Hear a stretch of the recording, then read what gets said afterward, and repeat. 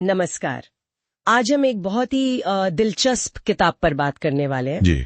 Doctor Joseph Murphy की आपके अवचेतन मन की शक्ति, मतलब the power of your subconscious mind. हाँ, ये किताब तो काफी मशहूर है। बिल्कुल।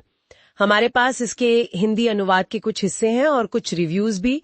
कोशिश ये रहेगी कि समझे कि ये अवचेतन मन आखिर है क्या, और क्या वाकई जैसा मर्फी कहते हैं हम अपने विचारों से अपनी दुनिया बदल सकते हैं? हाँ, यही बड़ा सवाल है। क्या सच में सोच हकीकत बन सकती है? डॉक्टर मर्फी का तो यही मूल विचार था। उनका पूरा दर्शन इसी पर टिका है कि हमारे अंदर एक जबरदस्त छिपी हुई शक्ति है, जिसे अगर सही तरीके से इस्तेमाल करें तो जिंदगी में बड़े बदलाव ला सकते हैं। तो डॉक्टर मर्फी आयरलैंड में जन्मे, फिर अमेरिका आ गए, मनोविज्ञान में पीएचडी थे और न्यू थॉट आंदोलन से भी जुड़े थे, है ना? जी हाँ, बिल्कुल। उन्होंने साइकोलॉजी के साथ साथ दुनिया भर की जो आध्यात्मिक परंपराएं हैं उनका भी गहरा अध्ययन किया था। और न्यू थॉट मूवमेंट जो मन की शक्ति पर जोर देता है, उसका असर साफ दिखता है उनकी बातों में। तो किताब का सार क्या है? मतलब एक लाइन में कहें तो सार यही है कि हमारा अवचेतन मन एक तरह का खजाना है, या एक उपजाऊ जमीन समझ लीजिए। अच्छा, अगर हम उसमें सही बीज डालें, मतलब सकारात्मक सोच, मजबूत विश्वास, कल्पना, तो नतीजा भी वैसा ही मिलेगा। सेहत, सफलता, खुशी, ये सब। ये जो दो मन वाली बात आती है, चेतन और अवचेतन, ये क्या है असल में? हाँ, ये समझना बहुत जरूरी है। मर्फी कहते हैं हमारे दो मन हैं। एक है चेतन मन, कॉन्शियस माइंड। ये वो है जो तर्क करता है, सोचता है, फैसला लेता है, जैसे जहाज का कैप्टन। ठीक है, जो जागा हुआ है अभी हम इस्तेमाल कर रहे हैं। बिल्कुल। और दूसरा है अवचेतन मन, सबकॉन्शियस माइंड। ये हमारी भावनाओं का, हमारी गहरी आदतों का, यादों का घर है। और ये 24 घंटे काम करता है। सोते हुए भी? जी हाँ, सोते हुए भी। और सबसे खास बात, ये तर्क नहीं करता, ये सवाल नहीं पूछता। मतलब ये कि जो भी सुझाव, जो भी विचार चेतन मन से इसे लगातार मिलते हैं, ये उन्हें सच मान लेता है, आंख बंद करके। अच्छा, तो ये एक तरह से बगीचे की मिट्टी जैसा हुआ, जो बोएंगे वही उगेगा। आपने बिल्कुल सही समझा। मिट्टी ये नहीं देखती कि आप गुलाब बो रहे हैं या कोई जहरीला पौधा, वो दोनों को पोषण देगी। तो अगर हम लगातार नेगेटिव सोचते रहें, डरते रहें, तो अवचेतन मन उसी को हमारी हकीकत बनाने में लग जाएगा। यही इसकी शक्ति है। और अगर गलत इस्तेमाल हो तो खतरा भी। ये तो सोचने वाली बात है। मर्फी ने इसका जिक्र बीमारियों के इलाज में भी किया है। क्या ये प्लेसिबो इफेक्ट जैसा कुछ है कि विश्वास से ही ठीक हो गए? हाँ, बिल्कुल।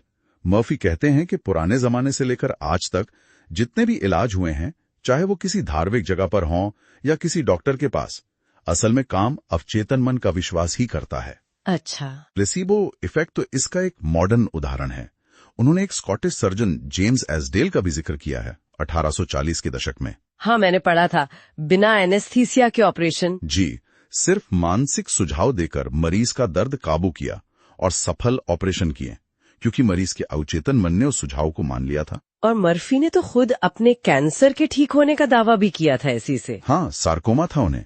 उन्होंने कहा कि उन्होंने अपने अवचेतन मन की शक्ति से ही उसे ठीक किया। तो अगर ये शक्ति इतनी जबरदस्त है, तो सवाल है कि इसे सही दिशा कैसे दें? क्या तरीके हैं इसके? बिल्कुल, मर्फी ने कई प्रैक्टिकल तरीके बताए। एक उनका मूल सिद्धांत है लाइफ वर्ड टेंडेंसी, मतलब हमारा अवचेतन मन स्वाभाविक रूप से जीवन की ओर, सेहत की ओर बढ़ना चाहता है, जैसे पौधा रोशनी की तरफ बढ़ता है। बिल्कुल वही। डर और नेगेटिविटी इसमें रुकावट डालते हैं। तो तकनीकें ऐसी हैं जो इस रुकावट को हटाएं। जैसे एक है मानसिक चित्रण, विजुअलाइजेशन, यानी कल्पना करना। हाँ, जो आप चाहते हैं उसे होता हुआ महसूस करना, पूरी डिटेल और भावना के साथ।